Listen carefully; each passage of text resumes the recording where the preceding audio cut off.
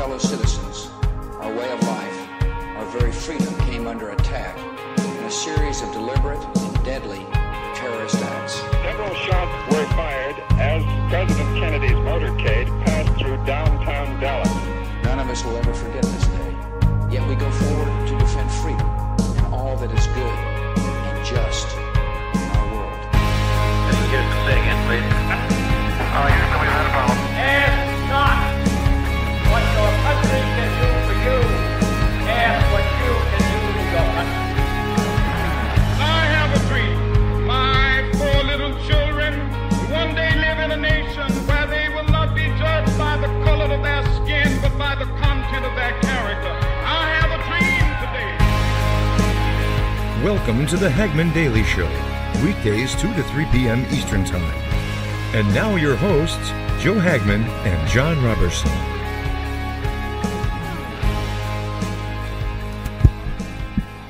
Hello and welcome to this Tuesday, June 26, 2018 edition of the Hagmann Daily Show. So happy to be here today. We had a great show yesterday on the Daily Show with Peter Chowka. And if you guys didn't get a chance to listen to that interview, I'm going to put it up on YouTube today. It was a really good interview, and it's a continued topic that we're going to be talking about today. And what we got into is the insurrection is here. The Civil War is here. Look how much things have heated up just in the last, I don't know, what, John? You just said it before the show. It seems like you went out of town to Red Pill Expo, and you were busy doing all kinds of stuff there. You fell out of the news cycle. You come back, and the country is ready to erupt. Yeah, we were, Joe, this is really, I would almost be encouraged to base the first part of our conversation today kind of on this premise is, so as most of our listeners know, myself, Honeybee, and Anthony Cadornaga, the Liberty columnist, went to Red Pill. And, so we're there in this environment of really solution-based individuals, even the vendors, okay? They had everything there from, colloidal silver, or organic, prep food type stuff, or supplements that can operate in lieu of antibiotics. And I mean, everybody there, even the people who were vendors, all of them kind of shared this in common, a solution-based mindset, whether it's political solutions, social solutions. I was very pleased to see that there were a number of pastors there who spoke, spiritual solutions, et cetera, et cetera. I remember getting back to the hotel day before yesterday and seeing this amazing, unbelievable rhetoric out of Maxine Waters, who I am now calling a drunken, unhinged Muppet.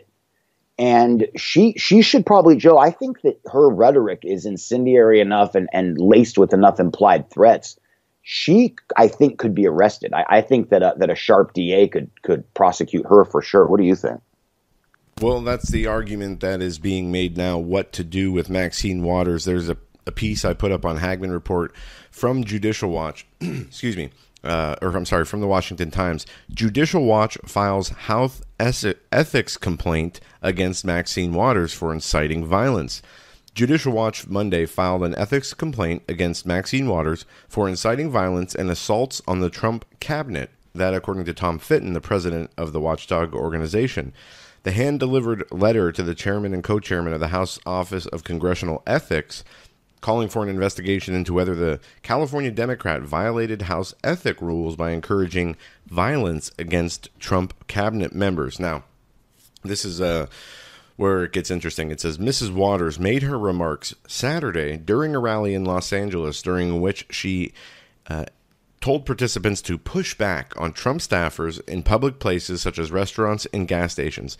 In encouraging individuals to create crowds who will push back on President Trump's cabinet members at private business establishments, and in seemingly trying to prevent those officials from obtaining basic necessities without fear of assault or violence, Representative Waters seems to be in violation of House rules, Mr. Fitton wrote, citing House Rule 23 clause, which requires lawmakers and others within the House to behave in a manner that shall reflect credibility on the House. Fitton, the founder of Judicial Watch, requested that an investigation be launched into the matter. Maxine Waters incited violence and assaults against members of President Trump's cabinet. It is urgent that the House ethics quickly act to hold her accountable for this dangerous incitement. Now, the question is, if there is an investigation held, what could happen? Is she just going to be, given some kind of slap on the wrist? It's not obviously a criminal thing, not yet at least, unless there's violence committed and attributed to her remarks. But what would happen? Would she lose her seat? Would she be, I don't know how this works. So that's what we're going to have to look into and see what the next steps are. But I absolutely believe, I'd like to believe an investigation would be launched, but hey, how many investigations have we seen in the last 8 years? The Benghazi, IRS, the Fast and Furious, Hillary Clinton email, on and on and on, which all resulted to nothing. The HRC server install too. Hey, it's been party naked on the left time for a long time at this point, Joe. Let's take a quick look at what I agree with you. There is an tip of the hat, a Hagmann Report, Hagmann Daily Show tip of the hat to Tom Fitton and his team at Judicial Watch for jumping right on this, hand delivering the communique, et cetera. But this goes back 2 days. This is one of the pieces I was reading before leaving Spokane, Joe, from the AmericanMirror.com. Maxine Waters orders more public harassment of Trump aides. Quote, God is on our side, end quote. Now, bear with me because there's some real gems in here. Again, the AmericanMirror.com, this piece written by Kyle Olson. Maxine Waters wants more people to harass Trump administration officials in public spaces. The California Congresswoman went on a shouting rampage during a toy drive outside the Wilshire Federal Building on Saturday, after claiming Trump is, quote, sacrificing our children, end quote, referring to the illegal immigrant kids separated from their, quote, parents, end quote, near the border. Waters again called for the president's impeachment, triggering loud applause from the baying mob. Quote, history will record while he tried to step on all of us, we kicked him in his rear and step on him, she yelled, whipping up the crowd. If you think we're rallying now, you ain't seen nothing yet. Already, you have members of your cabinet that are being booed out of restaurants, she continued as the crowd erupted, who have protesters taking up at their house who say, no peace, no sleep. No peace, no sleep, she continued. And guess what, she predicted? We're going to win this battle because while you try and quote the Bible, Jeff Sessions and others, you really don't know the Bible. God is on our side, our being emphasized. God is on our side, she declared as the crowd went wild. On the side of the children, it's always the children. On the side of the children, on the side of what's right, on the side of what's honorable. And so let's stay the course. Let's make sure we show up wherever we have to show up. And if you see anybody from that cabinet in a restaurant, in a department store, at a gasoline station, you get out and you create a crowd and you push back on them. And you tell them they're not welcome anymore, anywhere, she yelled. Mr. President, we will see you every day, every hour of the day, everywhere that we are to let you know you cannot get away with this, she yelled. Okay, Joe, this again from AmericanMirror.com, June 24th. I would suggest that our listeners just go take a look at the article in its entirety. I just pulled the quotes out of it. But, Joe, these are direct threats to cabinet members and to the president. This is a mob mentality. This is a flash mob mentality in a world where Twitter, Instagram, and other social media apps can pull, 20 to 50 people together in just the amount of time it takes to put 30 gallons of gas into an SUV. And we've seen how this has erupted in places like malls and fast food restaurants over other matters that are far less incendiary than where the national political scene is today. We've seen flash mobs, mob mentality, violence, and riotous behavior over winning or losing of national titles for sports teams. We've seen it happen, regrettably, in race-based type matters, where 200 or 300 African Americans flash mob a mall or something like that. These are just things that we've seen over the past, 5, 6, 7 years. And now we have a sitting congressperson, and I don't know how this woman continually gets elected. Joe, we've talked about this before. I have traversed through her district hundreds and hundreds of times. If I worked over on the west side, then I had to go through Maxine Waters' district to get to work. And it's a mess. I mean, it is an economic, socioeconomic disaster full of people who are low to no information voters, welfare recipients. Really, I'm not trying to be unkind here, especially on my first day back. But they're kind of like wards of the state, really. Unfortunately, they're people who oftentimes have to vote with their monthly budget or lack thereof. Maybe they keep voting this woman in because they're afraid that, somebody with more credibility politically might cause elimination of some WIC benefits or food stamp benefits or what have you. We're talking about multi-generational welfare poverty in her district. So that may explain how this woman, maintains her position of power. But Joe, when you mentioned when you were talking about the Judicial Watch piece, and it was a congressional rule or congressional guideline number 23. I'm not sure about this. Some of our bigger history sleuths in our audience may be able to help us out here, but I'm pretty sure that those are numbered in sequential order from when they were first established. So if you're saying congressional, House Rule number 23, Joe, that's most likely going back to one of the first Congresses in the United States. So the point I'm trying to make is it would be well understood going back again to like the late 18th century that a congressperson is supposed to act in this given manner. And the last thing I'll say, and I'll hand it back to you, I remember one of George W. Bush's last State of the Union addresses where then Senator Ted Kennedy sat there clipping his fingernails in one of the front rows on the left side of the House, during the State of the Union. And this was his little theatrical show of dissent against George W. Bush. And I think you've been in that chamber. I have once. It's got acoustics that are designed so you can hear people breathe practically. So employing a nail clipper while the president's speaking it's actually pretty genius political theater. But it really crosses the line of rude. And this again coming from somebody who lives on the American taxpayer's dime and is supposed to have we are supposed to have at least enough unit cohesion as a country to act in a polite manner. And by the way, you can be very disagreeable. You can really shut somebody down and do so politely. It's easy to just fall down to dropping F-bombs and attacking people based on what they look like or sound like, or just going to the baseline, playground definition, personal attack mode. And that seems to be what the left is doing.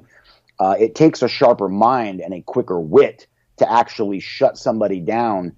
And if you really want to show somebody the error in their judgment or in their discernment or the fallacious nature of their argument, the most genius way to do it is to passively aggressively flip the script on them. And that's when you really get into some psychology where you actually use the proper questions and you get these unhinged idiots like Maxine Waters with their own rhetoric to effectively step in the pile that they themselves created. And unfortunately, we're not seeing that right now.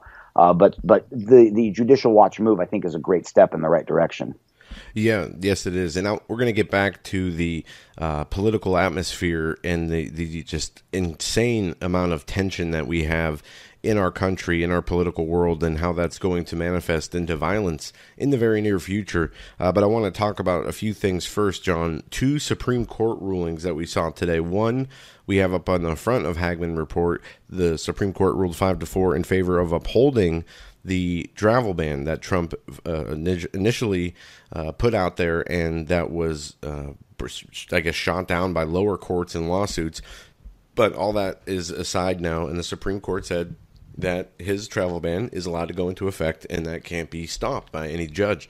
Now, also, there's a few other, and we'll get into more detail on that, Supreme Court rulings that came out that were pretty interesting. Today, the Supreme Court ruled for faith-based pregnancy centers blocking a California disclosure law.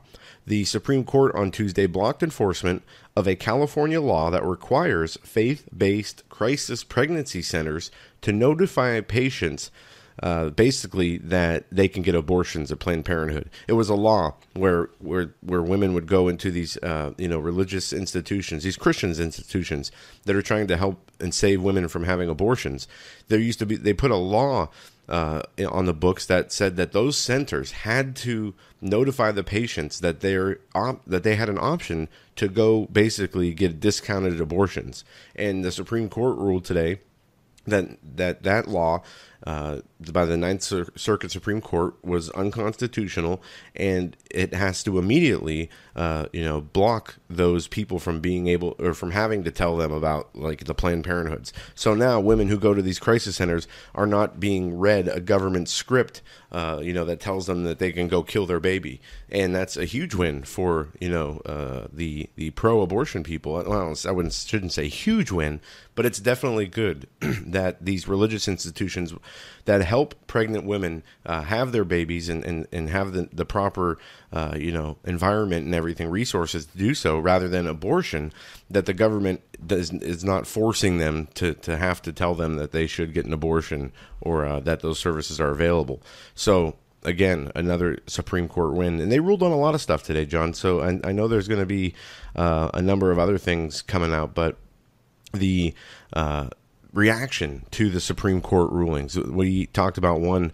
I want to play a clip here from Newsbusters, one of my favorite media analyst sites, about the reaction from MSNBC on the court ruling.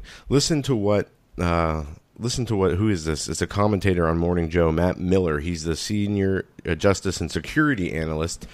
And it goes on to say in this article, longed for an alternate reality in which the Supreme Court seat was not stolen from Obama. Let's take a listen.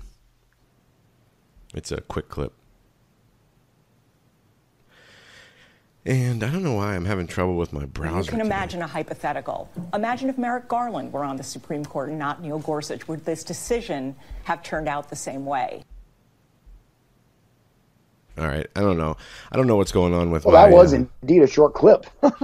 Yeah, I don't know what's going on with my browser, but in essence, what they said was, you can see how Mitch McConnell taking credit because he held this seat open. If you remember, the seat was open during the lame duck time of Obama's presidency. Just in the last year he was in office, and they say he stole it from President Obama. Congratulations to Mitch McConnell. That's what you wanted. Talking to a Democratic Congresswoman, Jay Papal, MSNBC Live host Hallie Jackson also blamed McConnell. Last one before I have to let you go here, Congresswoman. Do you blame, or what's your Mitch McConnell at all, given his, for example, touting today, his campaign at least, that he was able to help get Justice Neil Gorsuch on the court, and Justice Gorsuch obviously voting to uphold, in essence, the administration's travel ban? You now see Mitch McConnell taking credit because he held this seat open, he stole it from President Obama, and now he has upheld the eventual successor of the president's Muslim ban. Congratulations to Mitch McConnell. That's apparently what you wanted. So there you go. That guy sounds like a snarky little puke, doesn't he? I know. I had a question for Matt Miller. Does your job title, sir, fit on your business card, or do you in fact carry slightly larger business cards? Just a thought. Joe, this is from The Right Scoop, and this is on my Twitter feed, at Robberson John. And by the way, if our listeners are interested, if you go through my Twitter feed the last 4 or 5 days, it really gives you kind of a cool photographic journal of what Red Pill was like. So if you're interested in Red Pill Expo, if you wanted to make it and were unable to for whatever reason, just a quick perusal of my Twitter feed. And if you really want to get a comprehensive view, go to at the honeybee _ and go to Honeybee's Twitter feed. And between the two of ours, you really get a pretty good pictorial journal. But I digress.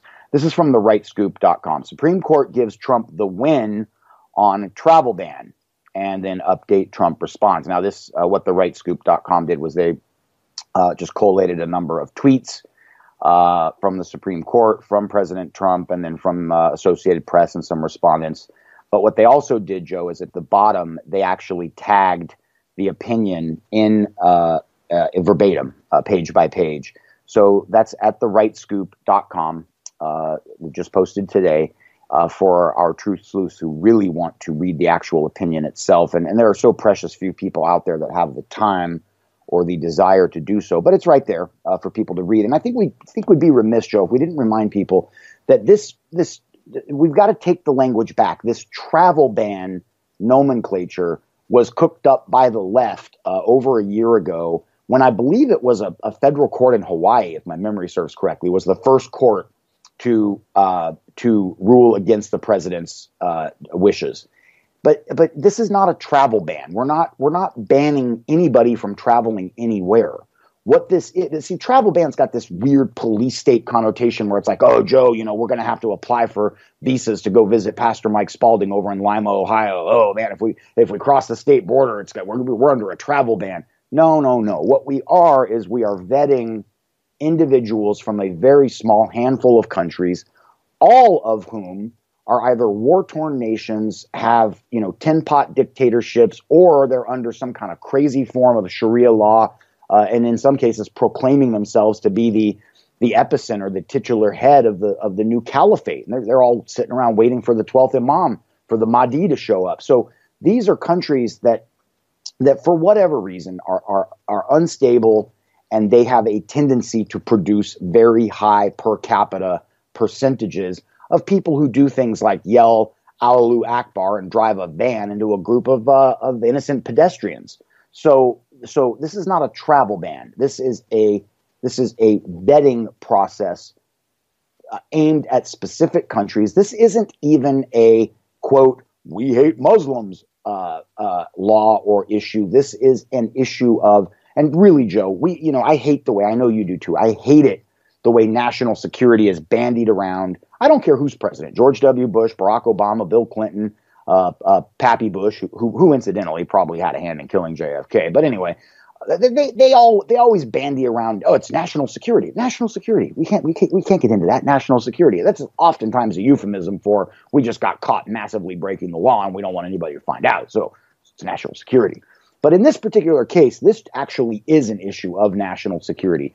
We are one of the most porous nations on the planet, and by porous I mean our borders are essentially infiltrated daily. People just kind of walk across. Remember, it was James O'Keefe just a couple of years ago who dressed up as Osama bin Laden and swam across the Rio Grande. And that actually helped put Project Veritas on the map. He then later that year dressed up like an ISIS terrorist and took a boat from Canada over to Detroit and then proceeded to go up the steps into the Rock and Roll Hall of Fame.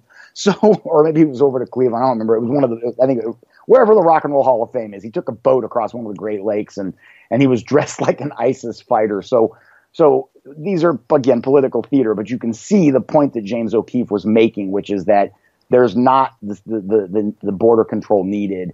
And this travel ban, that nomenclature, we should actually stop even using that, because that was cooked up by the left to give a much more sinister appeal to this issue than what really exists. And Joe, with your permission, I want to jump over quickly to, and forgive me if I'm still playing catch up, but the story with Sarah Sanders and what happened over the weekend.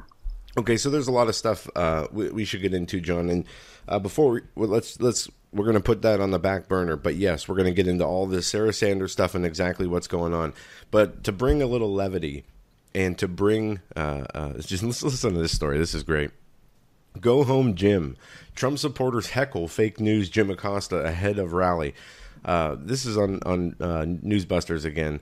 And President Trump Monday night went to South Carolina, a campaign rally for incumbent Republican Governor Henry McMaster. CNN's chief White House correspondent and carnival barker Jim Acosta faced quite the crowd behind him during a live shot with chants of "Go home, Jim" and "Fake news, Jim." Let's see if this will play good. I want to hear this. Apparently the shouting was so loud he couldn't even report properly.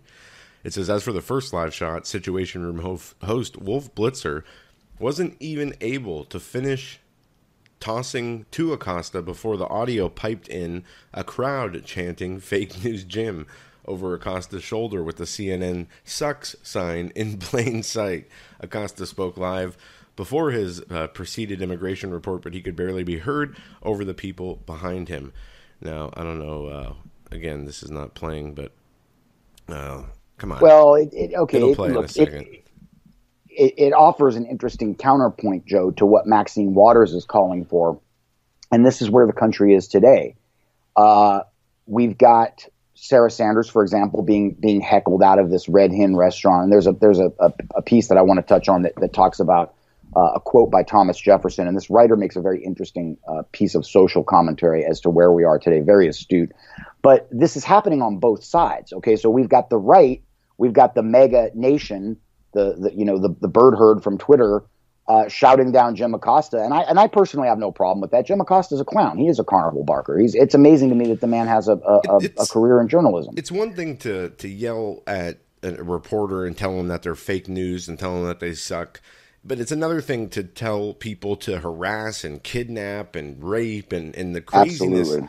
I mean, we see it's saying both sides or whatever. Here, you know what I'll do? I'll find this clip on YouTube. But we see this. Don Lemon lectures about civility despite his own rampant incivility. Even MSNBC, listen to what they said. Harassment of Trump officials is a tool to avoid genocide. Over the weekend, MSNBC repeatedly failed to condemn the removal of Sarah Huckabee Sanders from a Virginia restaurant because of her political affiliation. The story received only minutes of coverage, often being squeezed into the last moments of a program in favor of wall-to-wall coverage of immigration crisis. But they go on to talk about, during this panel, if the restaurant owner's actions were good.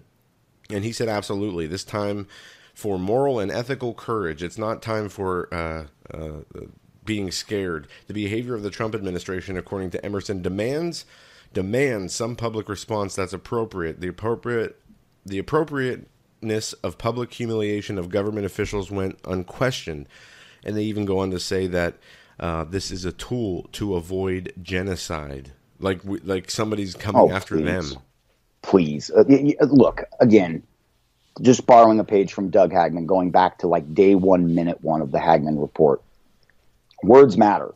We're not on the precipice of genocide. We're not, I mean, come on, really? Genocide? Like these people are going to use the Holocaust that happened during World War II or the Turkish-Armenian episode in the World War I era. They're really going to take that. But they're pushing the genocide. They want to rid this country of the patriots, the Christians, the conservatives, the Trump supporters. They're the ones that want the actual genocide. And you know what? I'll tell you what. If they capitulate into what the devil would drive them to do, which is to divorce themselves of their words, they're already bereft of ideas. They're in a flat tailspin when it comes to lack of any cogent ideology. These people are bereft of ideas. They've got nothing. The leaders of their team literally are a clown car of political hacks and dupes. But there's an interesting Joe. Let's just do this right now because there's an interesting piece of commentary by Kurt Nimmo. I got the audio on the Jim Acosta thing. Well, let's play the Acosta thing, and then let's encapsulate that with this piece of commentary from Kurt Nimmo, writing for Another Day in the Empire as curated by Daily Sheeple. But let's do the Acosta thing first. All right, this is only a minute long. I think this is a good one to use. CNN star Jim Acosta was angrily heckled by supporters of President Trump on Monday. Right up until the midterm elections coming up this fall, and even with chants of fake news and go home Jim could be heard at the rally at Airport High School in West Columbia. Awkwardly, as Acosta was doing his main... I don't know what that clip. Here's the clip from CNN. We can just play the direct clip from CNN. Yeah, that was sort of like Trump the will be here later on version. tonight campaigning for the man who wants to be the governor of South Carolina for another 4 years. That is Henry McMaster. And as you can hear behind me, Wolf, the crowd is very fired up. We have about a couple thousand people in this room so far. They are letting the press corps here know exactly how they feel about what we're doing here, Wolf. Yeah, go home, Jim. Go home, Jim. That's pretty funny. Well, at least you got to give Acosta credit for at least. I mean, he actually reported 15 seconds of straight news there.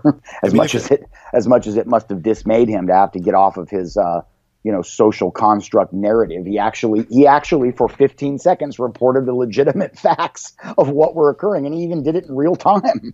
Yeah, that's a first. I mean, seriously, I would have a problem with it if it was a journalist, who actually had integrity, who has not been a complete sellout, enemy of the American people, lying because of their hatred for Trump and Trump supporters. If it was people, normal journalists who were unbiased, at least politically, and reported honestly, I would have a big problem with this. But I don't, because these people are ruining the minds of the people of this country. Boom. And there it is. Drop the mic, walk away, tip your waitress, try the veal. I mean, that's it, Joe. These people are the bullhorn. They are the amplifiers of the rhetoric that's causing, again, see, we've got to remember the problem here is that there's an enormous swath of humanity in this country who don't follow the news. They don't follow anything legitimate. They never read a piece of the Inspector General's report. They have no idea what hashtag release the memo even meant. They think that Pedogate and Pizzagate are the same thing. They think that child trafficking is some kind of strange social media meme cooked up by a bunch of PTSD veterans and the Hagmann Report. These people are basically stumbling through life with zero information. But what they do have is they've got their cable bill paid. They've got MSNBC and CNN piping in 24/7, and they have got their passions are inflamed. So it's a very dangerous combination, Joe. They're walking around very upset, but they lack any facts to actually kind of parse through in their minds. Look, let me do this. I know I've been kind of pushing for it, but this Kurt Nimmo piece makes a very interesting point as to how we should perhaps be conducting ourselves. So again, this was written today by Kurt Nimmo. He writes for Another Day in the Empire. That's his blog, but this was curated at dailysheeple.com. The title is Sarah Sanders, Red Hen, and Social Engineering by the State. This is a good think piece, Joe, and it'll give us something to talk about for a few minutes. Quote, this will be seriously politically incorrect. The management at Red Hen, the Virginia restaurant that booted Trump press secretary Sarah Huckabee Sanders, has all the right in the world to deny service to any person it does not want patronizing its business. It is illegal in many states to do this, especially based on skin color, religion, sexual orientation, disability, etc. The Civil Rights Act of 1964 makes it so. 3 jurisdictions forbid discrimination based on political affiliation: Washington, D.C., Seattle, and the Virgin Islands. According to the Law and Crime website, and this is linked, if, quote, establishments in D.C. take a cue from Red Hen, they could be held in violation of D.C. Code Section 2-1402.31, which bars discriminatory actions against people in whole or in part due to characteristics including race, religion, nationality, sex, age, and more, including political affiliation. Violations can result in punishments, including court-ordered corrective action or monetary penalties. Now, hang with me, listeners, because this Nimmo makes a really interesting point that'll give you food for thought for the rest of the day. If you own a restaurant or any other public accommodation in D.C., you cannot discriminate against people holding political opinions you disagree with. You are bound by law to serve Ku Klux Klan members and Antifa terrorists alike. It was Thomas Jefferson who said the only moral commercial transaction is one truly voluntary on the part of the buyer and seller. I want to reread that. This is where the commentary gets really pertinent. It was Thomas Jefferson who said the only moral commercial transaction is one truly voluntary on the part of the buyer and the seller. The ideas of Thomas Jefferson, principal author of the Declaration of Independence, went out of fashion many years ago. According to the identity politics crowd, his wisdom is the wisdom of a privileged white slave owner. The liberal social engineers busy at working, destroying the Constitution, believe the exercise of natural rights, the rights that you are born with, permits racists, homophobes, and sexists to spread their poison throughout Hillary Clinton's village. Natural rights are an excuse for privileged white heterosexual males to act deplorably. Now that the shoe is on the other foot, a, quote, privileged white, end quote, was denied service for the crime of working for the President of the United States. It will be interesting to see what the response is. For these folks, now he's talking, Joe, about, as he comments earlier, the liberal social engineers busy working at destroying the Constitution. And these are the people we were referring to earlier in our program today. Now, for these folks, application of the law is predicated on diversity. It revolves around protected groups of people designated by the state, people said to have been oppressed for centuries by evil white slave owners and Indian killers. According to the identity crowd, Trump is Hitler, a racist, a child abuser, a pervert who had sex with a porn star, and soiled a bed that Obama slept in. It is justice, as one tweeter put it. Sanders was denied service. I'm going to stop it there. Again, the whole article is really worth checking out. But, Joe, I thought this was very interesting, very concise commentary on how these social justice warriors and their ilk, who are prevalent all over the major metropolitan areas of this country. I was just in Spokane. Spokane is like a little mini Seattle. Portland is just as infested. So is San Francisco. So is Oakland, LA, Hollywood, you name it. All the West Coast cities are. Those are the ones I'm most familiar with. But this is how they think. See, their minds have been warped into believing that natural rights, as indicated by the Constitution, and originating originally through the Bible and through Hebraic law, effectively, that these natural rights are actually impinging on the rights of these specialized groups. And these specialized groups, of course, Joe, have been identified through revisionist historians over the past 100 years to include all the classics, the Indians. It's always left out that the Indians were warlike nations who fought each other constantly. They were as bloodied, if not more, than any U.S. cavalry troop that came rolling in. Then you've got the black slavery issue. That's a favorite. You go to the women's suffrage movement, the whole progressive era. Then you've got the whole feminist situation. Then you've got the explosion of gay pride and gay identity in the 1970s, and the list goes on and on and on. But each one of these groups, Joe, they ultimately obtain this special privilege, this sort of untouchable status. And I can't remember who it was. I think it was Alex Newman last night, who writes for the New American, who was on the Hagmann Report. And I met him and interviewed him at Red Pill Expo. But I think it was he who made the comment last night that in Austin, Texas, or it might have been Peterbury Chalka, forgive me, but that in Austin, Texas, it has been declared an open city. And that the mayor of Austin and, of course, the police force that are under the progressive reprobate tutelage of this mayor, that they are being told to leave certain groups alone. Now, the newest, most fashionable group of the era would be the Islamic or Muslim immigrant. They're sort of the special protected group du jour. But there have been many others in recent years. Again, back in the, Don't Ask, Don't Tell, it was all about homosexuals. And you can go back through history and you can see that every 5 to 10 years, the mainstream media spins up a new one of these protected classes of people. The problem, Joe, is that these protected classes of people really deserve no special protection whatsoever. Okay. Even somebody like myself, I have a deep, deep historical empathy for what happened to the African American people in this country. Nobody can rewrite the fact that slavery was an enormous issue in the mid-19th century. But we also would be remiss if we don't remember that 750,000 Americans died mitigating that problem. There's blood all over the grounds of everywhere from Gettysburg to Mississippi and back of the worst war this country's ever fought. We lost twice as many people in the Civil War as we did in World War II. So anyway, I'm on a rant, but my point is this.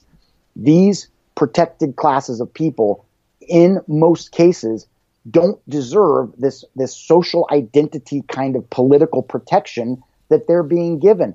Why should a man who chooses to sleep with or marry or, I don't know, be best buddies with another man, why should they have protection that somehow extends beyond my own?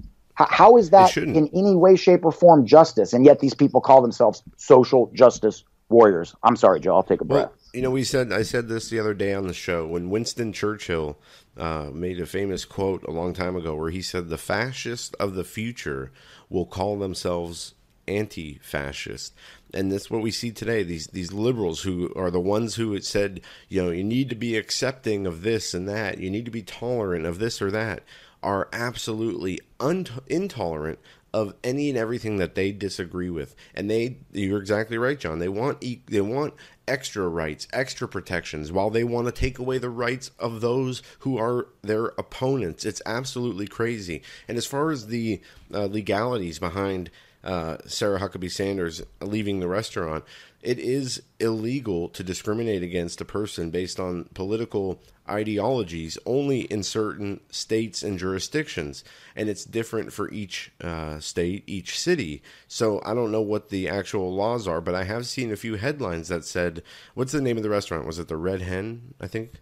It was the Red Hen. The Red Hen is where the action's at right now. Yeah, I've never heard of that restaurant before, but there's been a few articles that have been written that say the Red Hen could possibly be in some legal trouble here. So it'll be interesting to see. But yeah, I mean, we need civility. We need to come together. But at the same time, as we've argued all throughout this show, this is a spiritual war. And we don't need and we cannot acquiesce and become friends with evil. That's just out of the question. And biblically, that is right. And we're told, this is all in an effort to bring about a new world order. Paul Warburg, in February 17th, 1950, while speaking to the United States Senate, said, "We will have a world government, whether or not we like it. The only question is whether a world government will be achieved by conquest or consent." And then from a document that I have here, it says this: "The stage is about to be set for a one world government and a one world religion. Once again, prophecy is coming to fruition before our eyes." And it goes on to say, "What will you do in these last days that will count for eternity?" And I said that to remind people that this is a spiritual battle, and we're seeing the political sphere being weaponized, just like everything else has become weaponized to create division between the American citizens. And I can't say this enough. If there were, let's say, a civil war to break out, who would you fight? Would you be fighting your neighbors? How do you identify, somebody who's a lunatic liberal versus just an average American? I don't personally want to fight anybody, look, Joe. What I'm trying to say is, if a fight does break out, we need to organize, and I'm not saying violently in any way. We can do this peacefully, but forcefully. Is we need to go and remove the people who are causing this problem. So I'm talking about, gut the staffs of CNNs, the MSNBCs, the Fox Newses. You know what I mean? Detain them or move them, get them out of there, and get honest people in there. It would have to be a nonviolent thing, but you have to go to the root of the problem. Just basically getting into a gunfight with somebody over a political disagreement is absolutely ridiculous, because the people who are the puppet masters controlling all these emotions and narratives and ideologies that lead to this violence are still going to continue to be there to do this in the future. That's right. Joe, let me read this quote. It would make no sense to fight in a civil war like we saw, 150 years ago. Well, that we can talk about that at length at another time, because it's such a huge topic. But just by quick summary, I mean, look, that was a war where 11 states wanted to leave the United States, and then the United States effectively invaded those 11 states. And people have misinterpreted the Civil War as being primarily about slavery, and I may have even misled people a moment ago erroneously in what I said. It was first and foremost a war about states' rights, and it was viewed by the South as a war of conquest, because they only crossed over into the North one time, and that was at the Battle of Gettysburg. But other than that, all the battles were fought in the South. It was Northern troops coming down into the South. But let's go back. You made an excellent point just now, Joe, because here's the deal. Anybody who shoots somebody else or harms them in any other way, run them down with your car, hit them with a bike lock at a rally, throw a Molotov cocktail at them or an M80 or whatever you do, you're an idiot. You're a fool. You're a violence-prone dupe. Because this is what David Rockefeller said. And Joe, you paraphrased this last night on the Hagmann Report. It was kind of cool. I actually caught you saying this as the plane was going like about 150 miles an hour, getting ready to take off from Detroit. And this is from David Rockefeller, and you paraphrased it last night. Quote, "Some even believe we are part of a secret cabal working against the best interests of the United States, characterizing my family and me as internationalists, and of conspiring with others around the world to build a more integrated global political and economic structure. One world, if you will.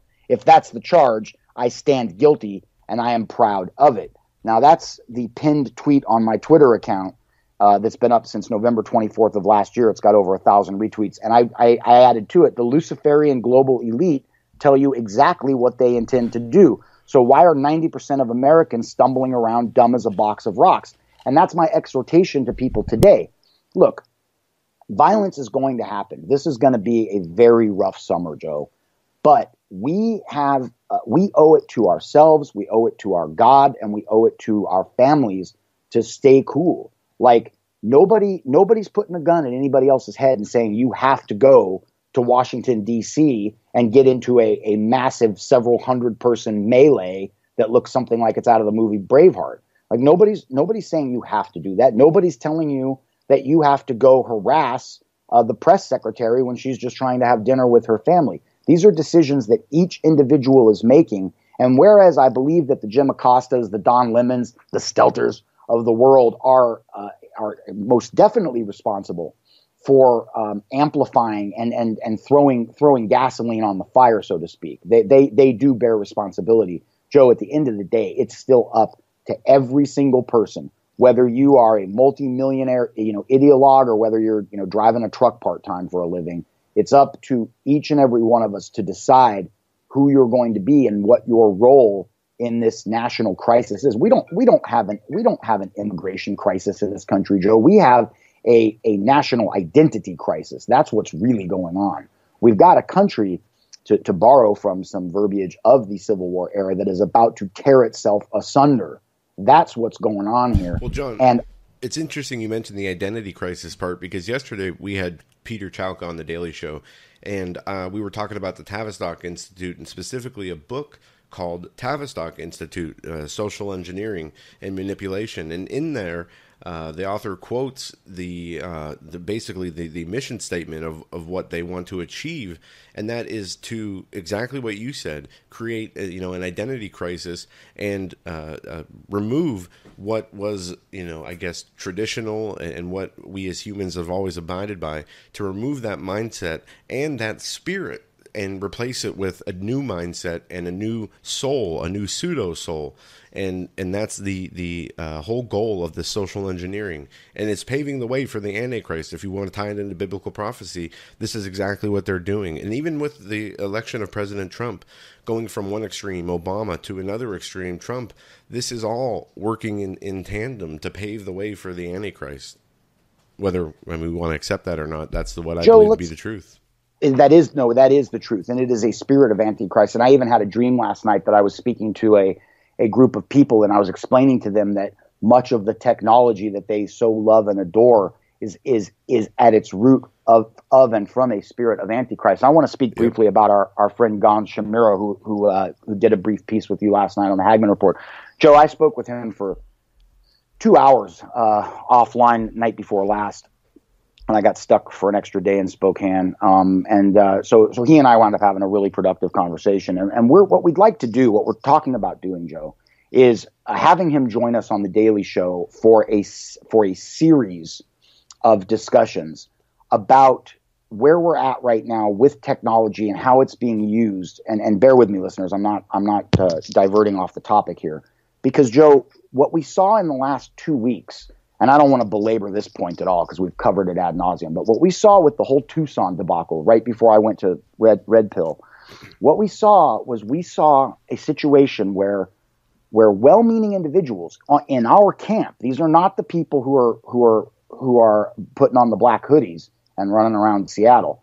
These are people, on the Trump train, so to speak, on Twitter, lambasting, eviscerating people like Craig Sawyer, the Hagmann Report, the Gateway Pundit, because they know that this is a child sex trafficking camp, and anybody that says otherwise, well, you're a pedophile too. But all of that, Joe, was just hyped emotion on what I would argue is the biggest rumor mill in the history of humanity, which is Twitter.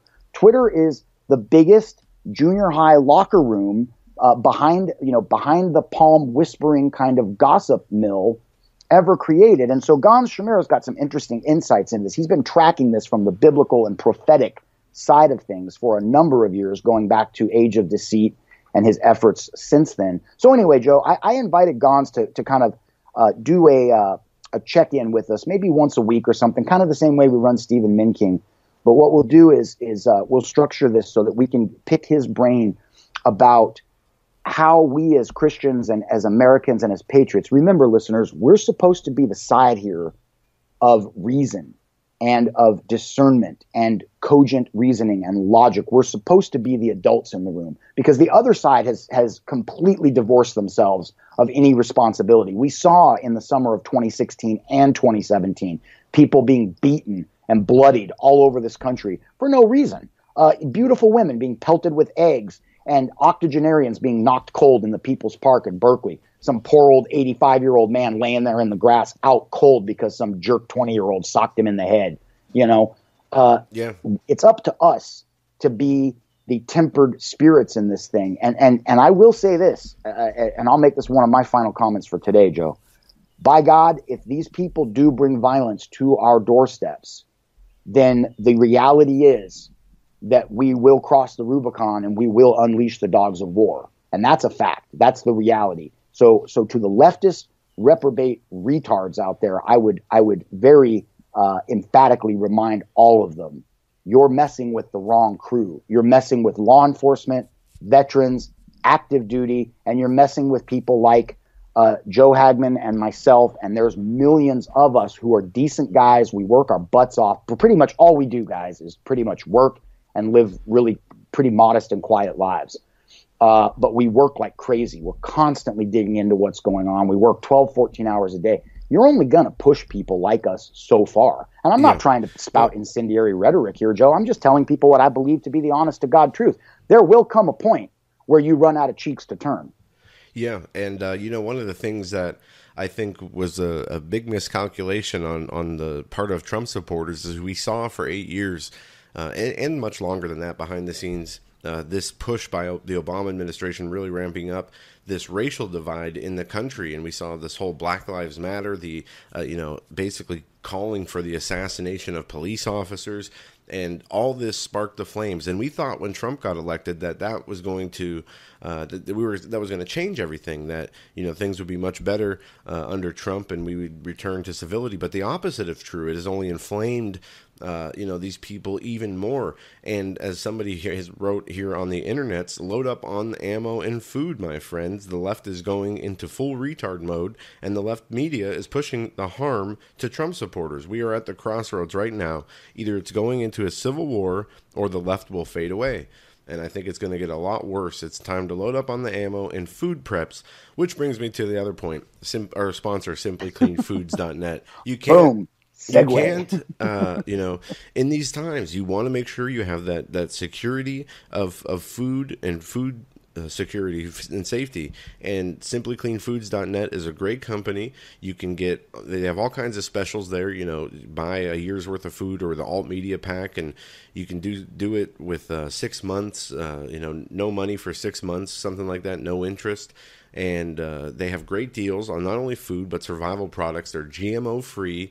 And we're going to bring Chance on probably Thursday, I imagine. I talked to him yesterday, but my phone died in the middle of the conversation. Never got a chance to get back to him. But this is one of the biggest miscalculations we made as, looking at this Trump presidency, thinking things were going to get better and more civil and back to a more unified country. And apparently the opposite is true, because whatever it is that these people hate, which it's a spiritual thing at its core, is manifesting itself in hatred for Donald Trump, for the country, for the freedoms that this country represents, the people who support Trump, the Christians. Mostly it's Christianity and Christians that are the targets, but and it's veiled through the attacking conservatives, because people assume that most conservatives are Christians. So, and I bet that would be the case. But anyway, simplycleanfoods.net. Use promo code SimplyClean, and you can get a discount. I believe it's 10 or 15% off store-wide, and they got all kinds of great stuff there. So even coffee and, like I said, water filtration systems. Water,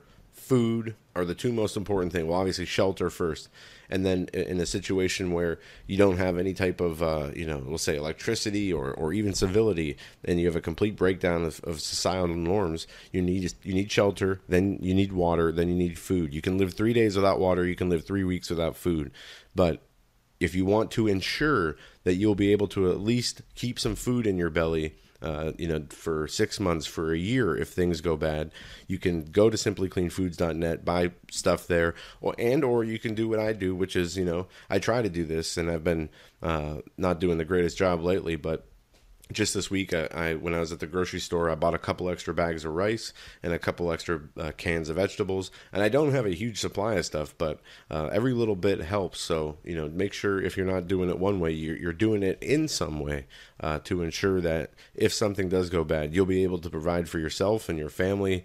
And that's one less thing you'll have to worry about in those stressful, catastrophic times. So make sure you take advantage of simplycleanfoods.net, because when you do that, you also help support this show, and we really do appreciate any and all support we can get, and we couldn't do this without you. So yeah, John, we were approaching I think in July 24th is our year. Yeah, we're just about there, Joe. We're just about there. I've got one thing I want to say quickly. We've only got 3-4 minutes left, but this is how I would prefer to conclude my sentiments for today, because this has really been working for me lately. As I sit here in my home office and I look over to my right, on the bookcase I have a Post-it note, and it says maintaining relationships, and then under it says family relationships. Because I get so busy with work, I sometimes forget.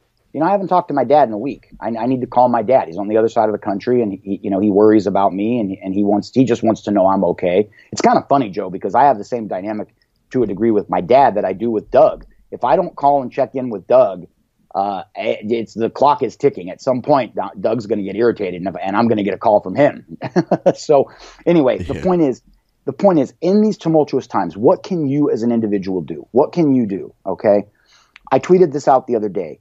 For everybody who's learned so much the last 5 or 6 years, and for everybody who's done so much to prepare their families and to educate themselves with the Hagmann Report, with Caravan to Midnight, with True News, with InfoWars, etc., and you're wondering, how can God use me? What am I supposed to do? I mean, Joe, remember, it's not even been 3 years since I was stuck every day on a soundstage in Hollywood, surrounded by liberal, crazy reprobates. And it got to the point, I've said this before on the show, where I was getting fired, like I was losing about 30 or 40% of the jobs I would get, because I just couldn't stay quiet. I wouldn't get in fights with people on set, but I could not stand there silent any longer while they denigrated the Lord God Jesus Christ and picked on what I believe is the foundational fabric that's keeping this country woven together. So maintaining relationships and family relationships. That Post-it is less than 30 inches from my mouth right now. The other one that I have on my bed is on the headboard, and it's simply a yellow Post-it note, and all it says on it in a black Sharpie is pray. And I've been remembering to pray every morning over the past 3 or 4 weeks. And I'm telling you, it really works. Like, instead of waking up first thing in the morning and diving into Twitter, or waking up first thing in the morning and checking the news feeds, all of which I can justify doing because it's only a few hours until we've got to get cranking with the Hagmann Daily Show. But instead, I just say a quick prayer. The prayer is like, Lord, I recognize that I'm so far out of my strength at this point. Joe, I'm so far down the road from anything that I, as Jon Robberson Jr., know how to do, that if the Lord chose to, he could unplug me tomorrow. It'd be like flipping the master switch on a circuit board. And I would just kind of, I'd be like a robot. Like my eyes would just go dead and my head would loll over. We're way past our own strength at this point, folks.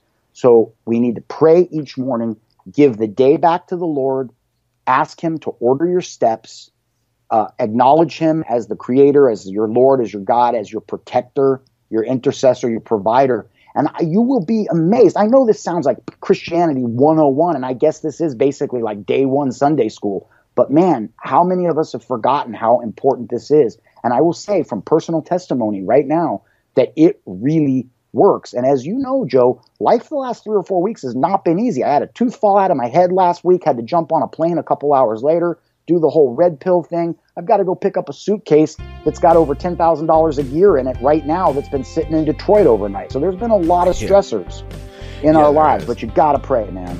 Yeah, you do. You got to pray, and you got to continue to move forward. Well, that'll do it for us today. I want to thank everybody for joining us. We will be back tomorrow. Stephen Menking will be with us for the second half of the show. We'll be up on Hagmann Report tonight at 7, so don't miss that. Have a great day, everybody. Until tomorrow, God bless.